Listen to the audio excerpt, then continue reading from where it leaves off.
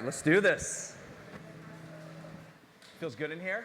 Feels fine. Joe, how are you? Anytime you're in Texas and you're in AC, feels great. Yeah. We always say like it's really like 15 to 20% of the year where it's not too hot and not too cold, you know, it's perfect. What is it they used to say, Suman? They said Texas only has 2 seasons, hot and cold. and that's it. There we go. So if I wasn't up here, I would be down there. You know, we're being graced by one of the legends in the real estate industry and profession. So for those of you who don't know, Joe Williams is a co-founder of the Keller Williams brokerage, over close to 200,000 agents worldwide, international brokerage. So maybe give us a little bit about how this all started, right? We know your name is obviously part of the brokerage. Joe, tell us, how did this come about? You know, it's fun. I love to hear stories of how people got their company started. Typically, it's an accident. I heard today somebody said that they were studying Gila monsters, and that's how Ozempic got developed. I have no idea what the rest of that story is, but I would love to hear it one day. You know, everybody in life has a journey that you go through, right? My journey was kind of impacted when I was 10 years old. I lost my dad. So it was mom and the 3 kids, and I was 10 years old at the time. And by the way, you'll find this interesting, and my wife Janine is in the audience. She knows I bring this up from time to time. Anybody ever go to the movies, right? You remember the movie Get Shorty, where Momo goes up there and the door opens and it's his surprise birthday party, and what does he do? Over he goes. And the other one I think of is The Godfather. Okay. Marlon Brando, you know, he's doing the tomato plants with his grandson, right? And all of a sudden, over he goes. Let me tell you something. That is not a heart attack, okay? If you ever witness a heart attack, it's a violent scenario. Whoever's having it, and I see Daryl, here's a man who had his heart replaced, who works for us, and Daryl knows what I'm about to say. It's very scary because the person knows what's happening, there's nothing they can do about it. But the body fights for life, fights for life. So I unfortunately witnessed that with my dad Saturday afternoon. And in one way, that really was a seminal event in my life, because I looked in the mirror at myself 10 years old, 6 months later, and I said, you know what? It's up to me now. I need to be the man of the family. And it was really funny because I was out there trying to use the mower. I never mowed, okay? 10 years old, gasoline-powered mowers, the Craftsman mowers, self-propelled. There you go. These things weighed a gazillion pounds. Richard's over there laughing. You know what I'm talking about. They weren't the lightweight Toro mower y'all all use now. So I kept trying to push the darn thing, and every time I pushed it, I was so little, the lever would go up. So my mom comes out with some baling wire, right? Today it'd be duct tape. She comes out with baling wire and she wires the handle down. And I bring that up just to tell you that as a team between my mother and myself, now that I was the older brother, I had a sister who was a little older and a younger brother by 7 years. But I became the man of the family very early in life. So by the time I was 16 years old and I was dating girls, they used to do that back when I was 16. You didn't run in a pack. I see some of you young gals there. They all run in packs now. Yeah. We used to have to call a girl and ask her to the prom. I mean, it was scary, scary. We get our young agents come to work for us today, and they go, I just don't like this selling. I don't like this sales. I go, well, what is it you don't like about it? Well, I don't like calling people I don't know. And I laugh because, you know, they ask everybody out to date via Skype or Facebook or whatever. We had to call the girls so she could say, are you kidding me? I'm never going out with you. You know, but, and Richard's laughing about this, and all the old guys are laughing. what happened was we matured much faster. By the time I was 16 years old and I went to take a girl on a date, I was back in the kitchen talking to the mom and dad, having a perfectly adult conversation. So by the time I got to high school, I was working 40 hours a week because I wanted to buy a new car. And when I was a senior, I was in distributive education. And that's where you went to school half a day and you finished up school half a day. But you got credit for it. All I wanted to do was buy a new car, which is what I did my senior year. And I know everybody's sitting there going, where is this going?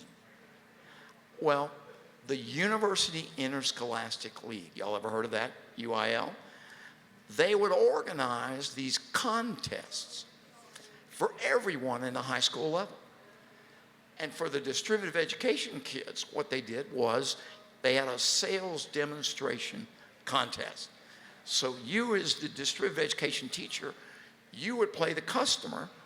I had 5 minutes to set up and then 10 minutes to make the sale. And everybody did this. Now, I'm a firm believer, and we'll talk about this today because we're here to talk about business and religion and how your life works. I'm a firm believer that the big man drives the bus. So I got all the way to finals in state, and guess what? Big man decided I couldn't win state, but he gave me second. And by giving me second, that means you try harder. Right. Brought my trophy home, showed it to my mom, who managed beauty shops. Now, everybody goes to a hairstylist today. Back then, it was called a beauty shop. And of course, my mom puts the trophy right on the counter where everybody's paying their bill. So every chance she gets, she's talking about her salesman's son. And the one customer she had that this really mattered to was, guess who?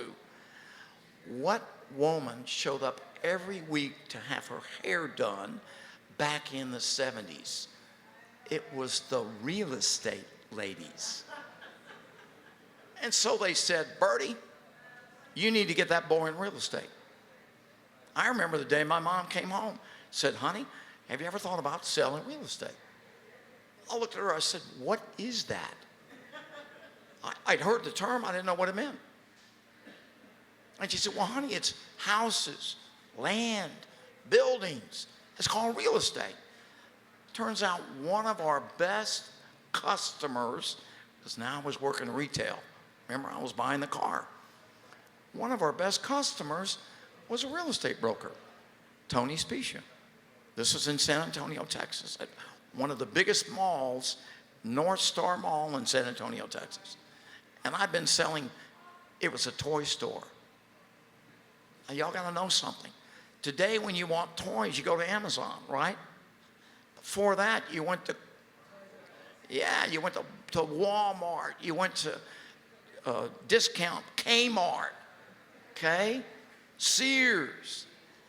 But back in the olden days, when the earth was just cooling, you went to a toy store. And that's how you got your toys. So I worked at the toy store for a Jewish family. I love the Jewish people. How many of y'all know some Jewish people? Did you know if you want to learn how to sell things, that's who you go to work for? Because they know how to sell. They're the best. They're the masters. So anyhow, I worked for the Always family for years. They were wonderful. In fact, it's funny, I asked Steve Always, their son. I said, Steve, is it true that the Jewish people always answer a question with a question? He looks at me, he says, do we do that? They were fantastic. So I was with them for a long time. When my mom said real estate, I knew the guy to talk to. Tony had been bringing his boys in for 3 years to buy hobbies. We had a hobby counter that was the size of this room. It was huge. Back in those days, we sold Lionel trains, Estes rockets. We had the Cox gasoline-powered planes. You remember those, Richard? I mean, you couldn't even sell those today. Nobody would touch them. The lawyers would be all over you. It's amazing the stuff we used to sell. You could blow things up, unbelievable. And people were there every week buying stuff. So I grabbed Tony. I said, Tony, I need to know something. Tell me about the real estate business. I know you're in it. And back in those days, if you were a real estate broker, you also could peddle insurance. Some of y'all remember that? You sold them a house, and then you turned around and you sold them an insurance policy. Double dip. That was beautiful. Yeah. Now, Allstate and State Farm stopped that many, many years later. They said, you're not doing that. So I go to see Tony, because Tony had been buying hobbies from me for, golly, 3 years. He knew I could sell real estate. So I'm sitting down talking to Tony. He says, Joe, this is how real estate works. I said, this sounds great. Sign me up. So he starts filling out the application. He gets to my birth date, 9/16/53. And he just sits back and goes, oh. And I'm like, oh? He says, yeah, Joe, in the state of Texas, you have to be 21 years old to have contractual majority, which means you have to be 21 to be able to sell real estate. So the big man who drives the bus plants a thought in my head. And I look at Tony and I say, there's got to be a workaround. Tony says, well, you know, funny you ask. Let me see. Picks up the phone, calls David Carter, his old attorney buddy. They're both A&M grads. I hear him talking to David. Yeah. All right. He hangs up. I'm like, all right, what? He says, Joe, you're never going to believe it. If you are the son of a surviving spouse, the state of Texas allows you to have contractual majority at 19 years old. And that, ladies and gentlemen, is how I became the youngest licensed real estate agent in the state of Texas in 1973. Now, of course, I immediately took the certificate they gave me and went to a 7-Eleven and tried to buy beer. There you go. And they said, no, we don't know what you're doing here, buddy, but... So at that time, Joe, were they not having like exams that had to happen, or like real estate exam or exam prep, and you had to do all that? You took an exam. I mean, Yeah. you know, Kermit the Frog could have passed that. It wouldn't have mattered. But I got licensed. I was a sophomore at San Antonio Junior College. Because remember, we didn't have any money, so I was putting myself through school. And you could do it at junior college. Sure. And by the way, I have awesome respect for junior colleges, and I'll tell you why. I had real estate professors at UT. I ended up going to the University of Texas. I have a degree in real estate. That and $5 will get you cafe mocha. And why? Because real estate's a street business. You learn it by doing it. Absolutely. And I'll tell you this, not that I would ever tell the professors at the University of Texas, but the professors who taught me, the adjunct professors who taught me at the junior college level, were better than the guys I had in Austin, Texas. And why? Because they were there, because at the junior college level you train and teach because you want to. Would you agree? And that's exactly what you find. You find it at ACC.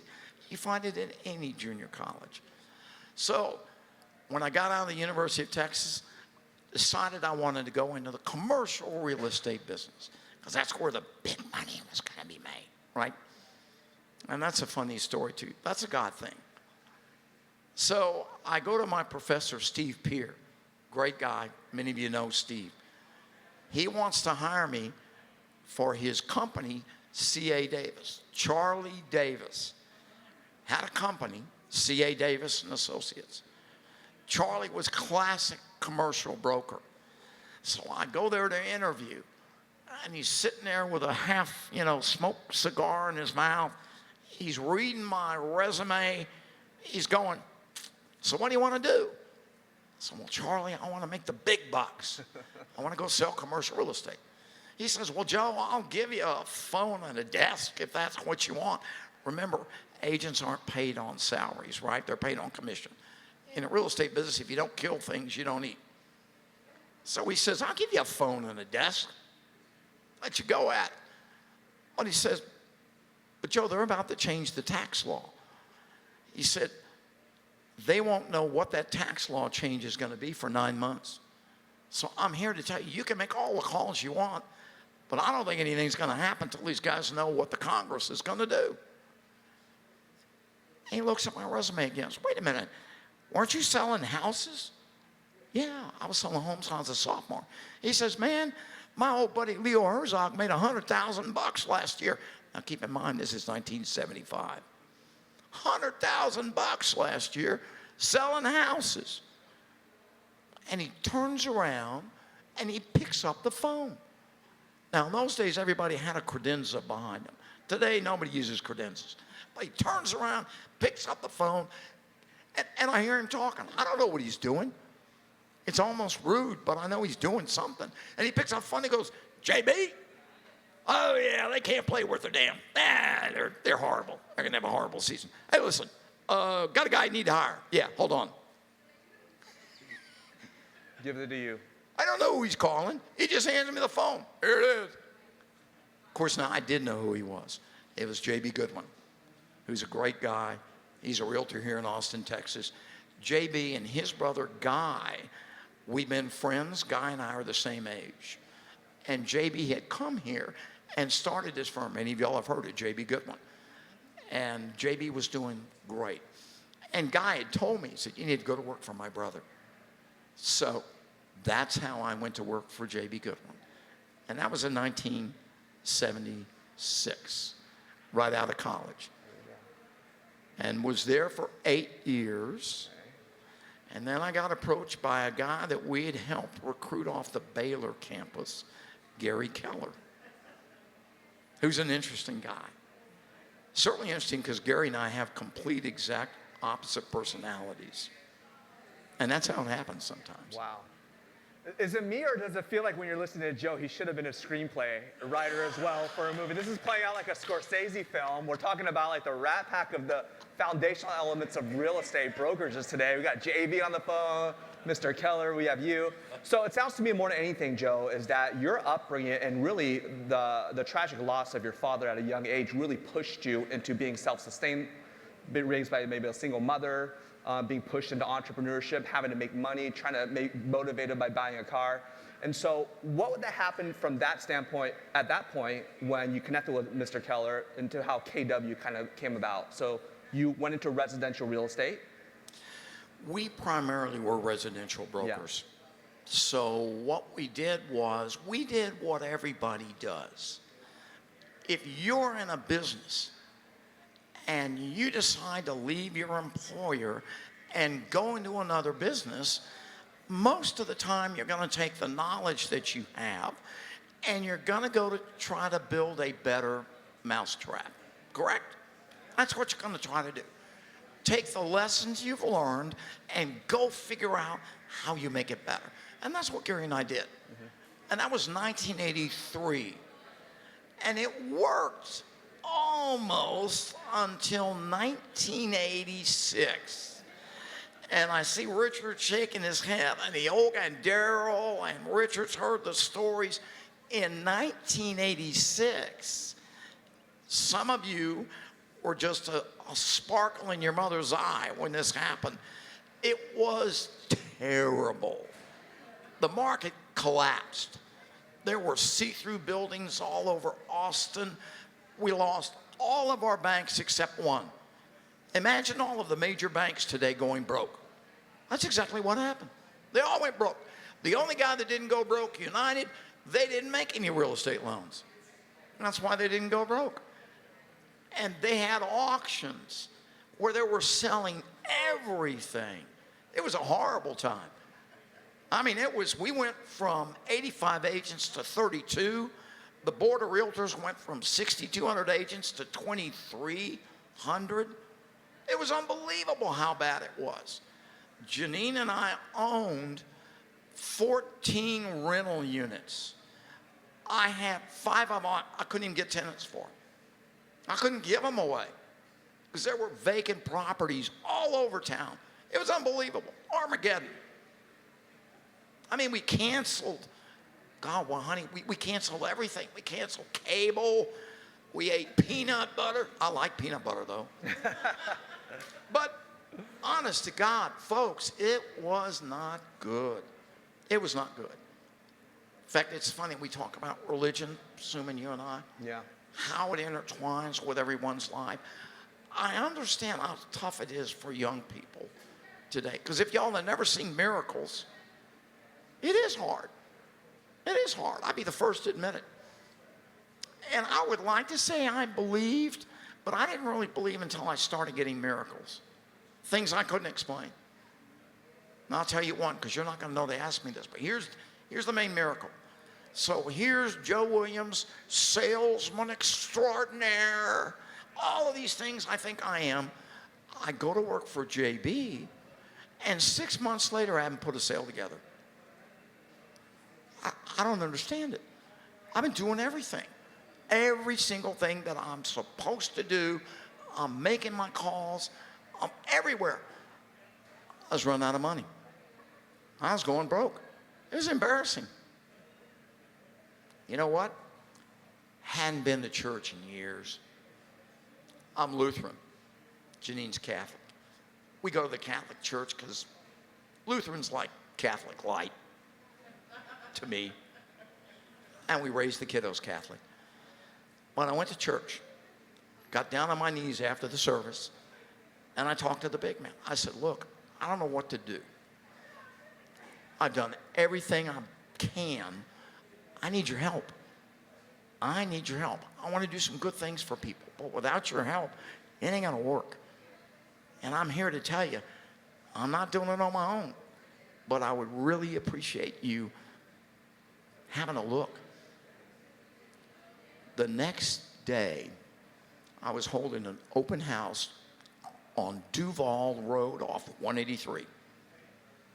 Now, if y'all know Duval Road, it's busy. I mean, anybody who owns a home on Duval needs to have their head examined. Because, I mean, you could barely get in and out of your driveway. It's loud. And it wasn't even my listing, because remember, I haven't been able to do anything. So I'm holding it open for this listing agent. I open it. 30 minutes later, a man walks in who works for EDS. He was being transferred. He comes in. He meets me. He asks me a couple of questions, and then he looks at me and he says, Joe, I want you to find me and my family a home. Folks, I probably sat on 300 open houses in my lifetime. It doesn't happen like that. It doesn't. Man barely knew me. Took him out. Great guy. Found him a home. Biggest sale I'd ever made in my life. He refers 2 of his friends over to me. Before that day was finished, another guy walks in and says, you know, we've been looking, and he'd been looking in Forest North, which is a neighborhood out at 183 and 620. He says, we just can't find what we want to buy. Could you help me? Yeah. Come on. Come on. So it's easy for me to go, I think there's something to this. All right? And that's just one little miracle. By the way, though, that was a big miracle. Did y'all see the interview that Adam Sandler did that pops up on YouTube? I don't know if y'all have seen this. Adam Sandler was on a YouTube video the other day. And I don't know who he's talking to. It's from 10 years ago. And he says, you know what? He says, when I was a kid, a friend of mine came to me, and he was kind of a religious kid, but not necessarily so. But he told me about this trick he used. And Adam's like, what trick is that? He says, well, every time I need something or want something, I pray to the Virgin Mary, and then I tell her I'm going to do this, I'm going to do that. It's a good thing. But it's a trade-off I have with the Virgin Mary. And Adam thought, well, that's interesting. Adam had wanted a bike. It's a true story, by the way. You can look it up on YouTube. He wanted a bike, and like a Stingray bike. By the way, I'll tell you a great story about the Stingray bike in a minute. And so, and so he said, you know, I thought I'd try it. So we prayed to the Virgin Mary. And he said a rosary, and he went out and he did a good thing for somebody. A week later, he comes home, and he goes into his room, and his family comes and knocks on the door and says, where's your brain? You know, what do you mean, where's my brain? Did you see what's in the living room? It was the exact mic that he wanted. Turns out a friend of his had put his name on a giveaway at a hardware store, and this friend put Adam's name on it. Exact mic he wanted. And Adam looked in the camera on the YouTube video and he says, so me and the Virgin Mary, we're good friends. I can't explain it. Yeah. So here's my Stingray story. You love this. Schwinn. You remember Schwinn bicycles? Schwinn made the Stingray. Came out in 1963. And what they did was at the convention, they didn't tell any of their sales guys what was coming. So they had a Stingray up on stage, big sheet over it. And so when it was time, they raised the sheet, and here was the Stingray. Now, those of you that are my age, I'm 71 years old.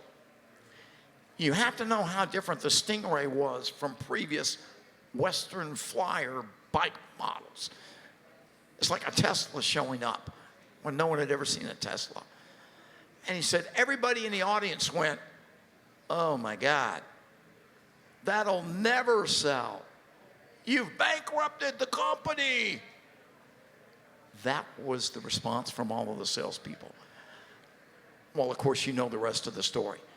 Every kid in America had to have a Stingray bike. That, ladies and gentlemen, is why Steve Jobs didn't call you to ask you what you need in your phone. He knew more than you knew what you were going to buy. I love it. I love it. I think there's a quote that kind of goes off of that. I think it's a Henry Ford quote that says, hey, if I asked the people what they wanted, they would ask for faster horses, you know? You got it. And, but here's what I'm trying to contemplate up here right now. Like, I'm hearing these stories. One thing I love about Joe, if you can feel it right now, there's so much that we don't know in the details of the boardrooms, the collaborations, the business, the financials, of how all this puts together. But he's choosing to look back all of this as a series of miracles and things that led him, you know, to fortunate positions. And I love that. I love that about you, Joe. And I think this is what the charm comes from when people, you know, talk about who you are. But at what point did, you know, you struggled, had some, you know, an opportunity where maybe Keller Williams was not going to be what it is today? At what point was it off and running, and you were, all right, this is a freight train at this point? This is a good story, as you can imagine. So Gary and I come up with a better mousetrap, okay? And what it did, it had to do with how the broker and the agent worked together. It didn't have anything to do with buyers and sellers. Really didn't. In fact, a good friend of mine once said, you know, Joe, hospitals don't have patients. Doctors do. But a doctor can't function without a well-organized hospital. And he looked at us and said, you know what y'all need to become? You need to become the hospital. Let your agents, as the doctors, go out there and work with these buyers and sellers. But you need to figure out how to create a culture that's so cool that nobody would ever leave. Listen, it takes four things to run a good company. It takes four things to run a good family. It takes four things to have a good marriage. I call it the stable table theory. If you have a table with one leg, how stable is it? Well, it's not. 2 legs, it's not. 3 legs, it's a stool, but I'm not my grandson on it. But give me a table with 4 legs, and I'll show you stability. In everything that you do, the stable table applies, okay? And you can normally recognize what those things are. With a company, table leg number 1 is vision. Where are you going? And more importantly, not just where you're going, but do your people understand where you're going? Sure. Because no matter who you work for, If you don't believe in that company's mission, you're not going anywhere. Everybody has to understand that if we accomplish this goal, not only is it good for me, it's good for the company, it's good for the community, it's good for the earth. It works. It makes sense. That's what makes people get up in the morning and be excited about coming to work. Okay? So number one, if you got a family or you got a marriage, what's the vision? Janine and I have been together for 44 years. And believe me, it all hasn't been roses and unicorns. Not living with me. Okay? Our problem is we're the same personality. There's 4 personalities sitting in this audience right now. I can define each one. And the problem is, if you're both the same personality, boy, man, that's work. That's work. Some of the best marriages, you have opposite personalities working with each other, right? But goal number one is get your vision. Where are you going? Where are you going? Okay? And if everybody gets that and understands that, the next vision will be something that's very specific to you. In a company, most of the time, it's better economics. You know, when Southwest started up back in the 70s, they were the best at being a low-cost airline with good service and a great, fun experience. That's what Southwest had. But they flew the same plane everywhere. They don't charge you for bags still. They know what their niche is. And for them, that's the second table leg. Table leg number 3, if you're a company, same thing if you're married, go get the best people. Go get the best people, okay? In 1994, Gary and I had 65 offices. We're a franchise. These offices were individually owned. Everybody in the room had a KW office you owned. We brought in a guy, Bain Hinion from Virginia. He was a corporate consultant, very good guy. He looked at what Gary and I were doing. He said 2 things. Number 1, I love your concepts. I love your ideas. I think they'll go far. He said, number 2, you guys don't know, and let me see what the French for this is, shit from Shinola about franchising. That was it. He said, you guys are entrepreneurs. You don't know how to franchise. He said, franchising is all about models and systems. So the first thing I'm going to teach you is, how do you go find talented people? He said, that's number 1. If you can't do that, nothing's going to happen. So, by the way, it was a 10-step process. It took him 6 months to teach us how to do this. It was excruciating. Really, unbelievably excruciating. I could talk for 6 hours on what the process was. But it allowed us to go get the best owner operators. And if you're McDonald's or Sonic or Whataburger or In-N-Out Burger and you're running a franchise, if you can get the best owner operators, guess what's going to happen? You're going to become Chick-fil-A. Yeah. My pleasure. You're going to become the Truett Cathy family with that kind of success because they know how to go get the best operators. So my point being, table leg number 3 of most businesses and marriages and families and everything, nonprofits, is go get the best people. Fire fast, hire slow, right? The first thing he took us through was something called the cost of a bad hire. It's an exercise he takes you through. Oh my gosh. Mind-blowing how much a bad hire costs you. And y'all instinctively know this. The 4th table leg, and this is the critical one, and that is go create a culture that's so neat people love to work at your operation. They can't wait to get up in the morning and get there. We tell a story, and this is really interesting. When we're recruiting real estate agents, say I've got a top agent with a competitor, and I'm recruiting that person.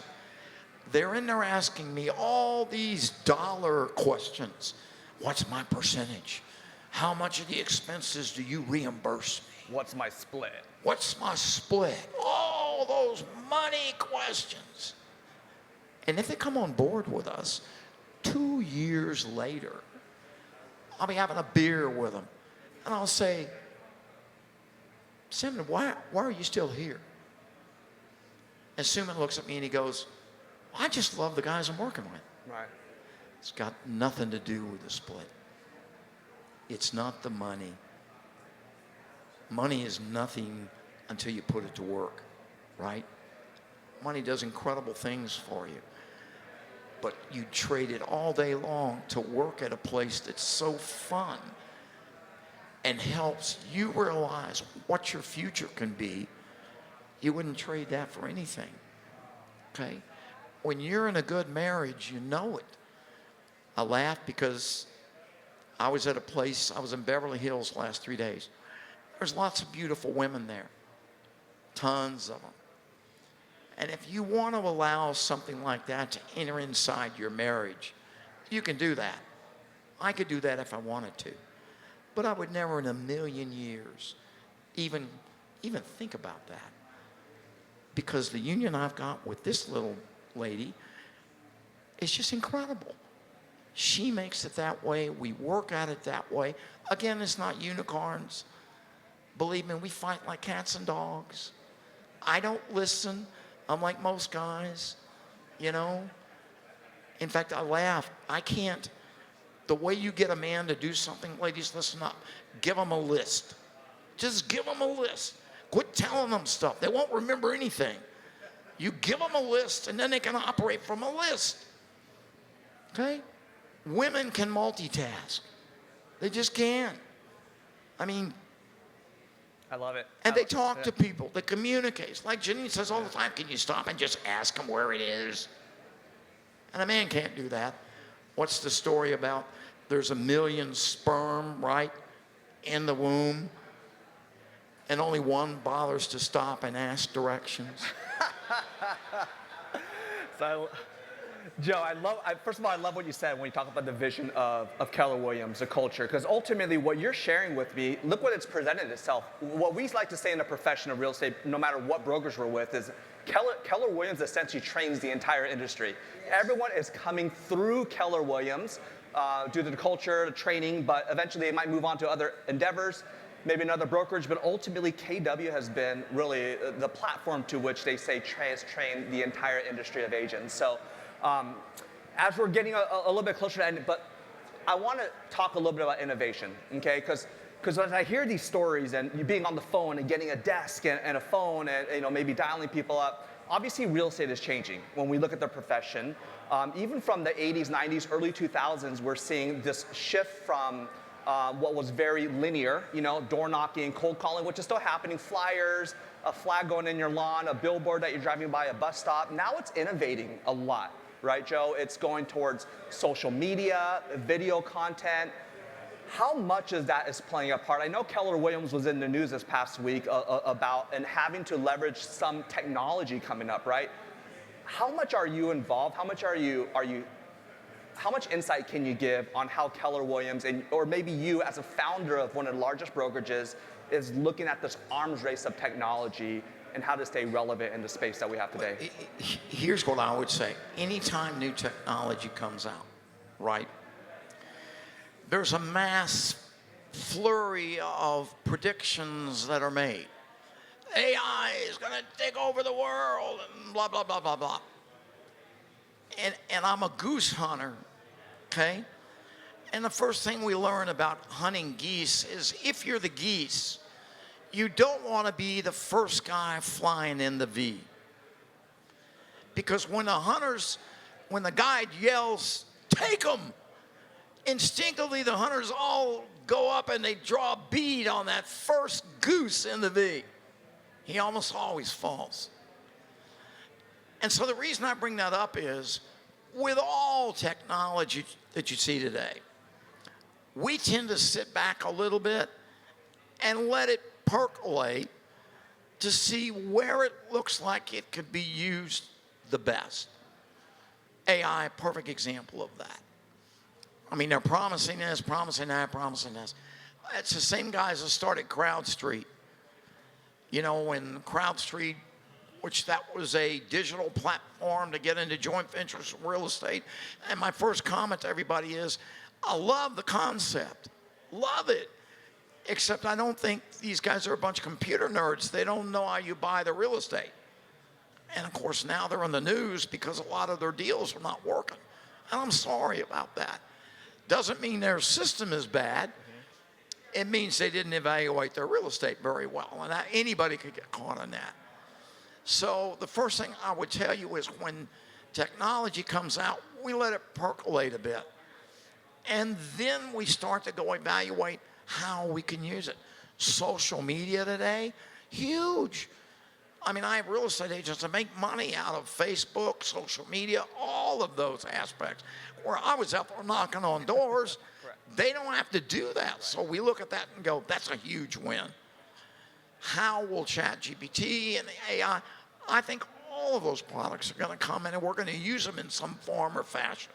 Certainly the data crunching, like in the commercial space, where we can use AI to data crunch huge amounts of data that says, hey, CVS, here's where this corner is where you need to put a CVS, because we've used Placer AI to figure out where all the mobile phones are.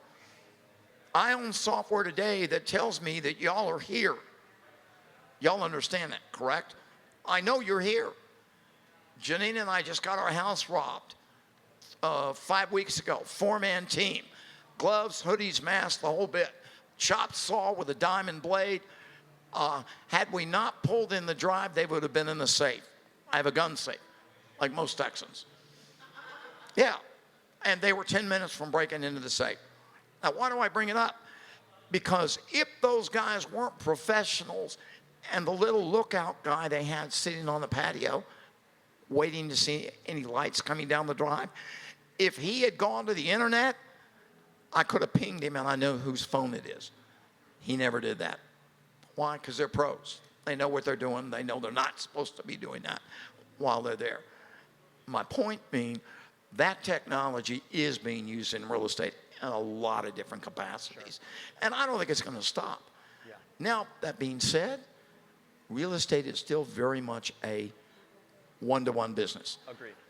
In other words, during the pandemic, we had a few people that bought houses using VR technology, but that's because they couldn't fly down here to take a look at it. So in that case, it was totally digital. Today, it gets back to how complicated is the thing you're buying to me. Sure. Okay, if it's a airline ticket on Southwest, I don't need to talk to an agent. I can do that over the internet. Sure. But what I will tell you all, the internet is it's two dimensions. Picture a box, okay? Top of the box, it's hard. Bottom of the box, it's easy. Left side of the box, it's in the cloud. Right side of the box, it's physical. So if I'm a plumber, is the internet going to take me out of the business? No, because it's totally physical, and there's parts about plumbing that are hard. Sure. So they're up in this corner of the box. Internet's not really there. I can do a website, I can sell myself, but it can't go unplug the drain. Sure. And in some businesses like banking, folks, I'm amazed. We just wired a huge amount of money to South Carolina the other day. I did it off of this. I mean, it's incredible. I can deposit checks off of this. I mean, you know, I'm 71 years old. That's incredible. You're with it, Joe. You're with it. Well, yeah, I'm just thinking, what is my daddy thinking? He's rolling in his grave going, I don't believe that. So, Joe, we can go on is the mic not on? There we go. No, I'm just looking. We're out of time. We are, but so let's leave with this. I mean, Joe, first of all, get your own show, get your own reality show, get your own podcast. Just tell stories, Joe. These are the stories we want to hear.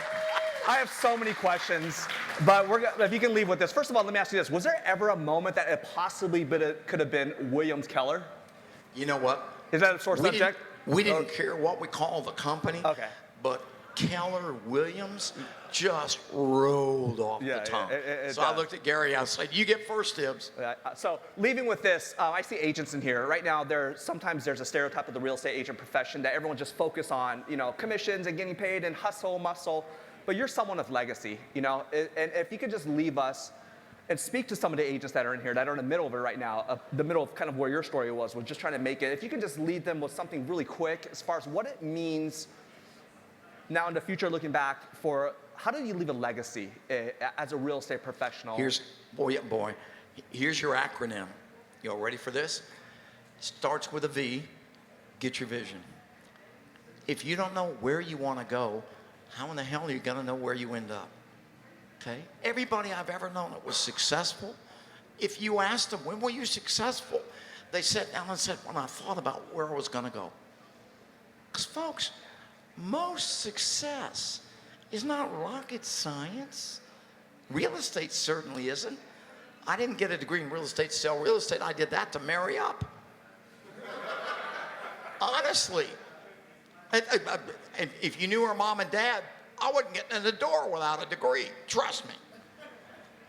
But the point is, vision is first. If my vision is that strong, I'll then develop the D, which is the discipline that it takes to make things happen. Because not every day is a good day. It just isn't.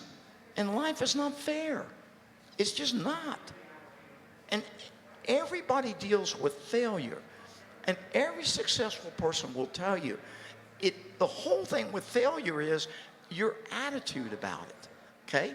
You get back up on that horse and make it go. What did you learn?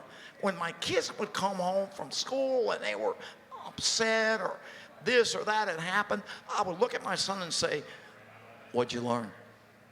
What'd you learn? Because that's what failure does. It's a teacher, if we let it teach.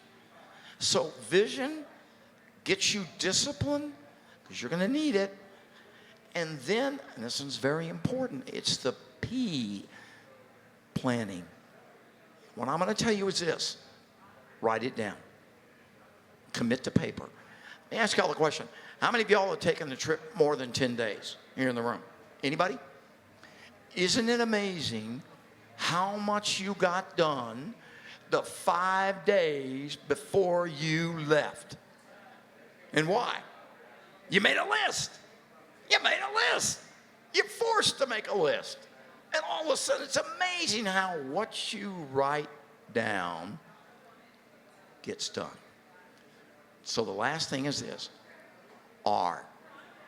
R is results. If you acquire the vision that fuels that discipline, that teaches you to write down what it is you need to go do, you're going to get that R. You're going to get the results. When I go to high school reunion, I'm not interested in talking to the cheerleader and the top football player. They were big when I was in high. That's, the athletes. They were like gods, What I wanted to talk to were the kids that were like wallpaper. You barely knew them, but yet they were very highly successful. I enjoyed going back and talking with them. And every single one of them had that VDPR mindset. Let's go. Yeah. Yeah. Amazing. There you go. Hey, a man of vision, discipline, planning, and results, and the legacy that you left, Mr. Williams. Let's give it up for Mr. Joe Williams. Thanks, guys. Thank you so much.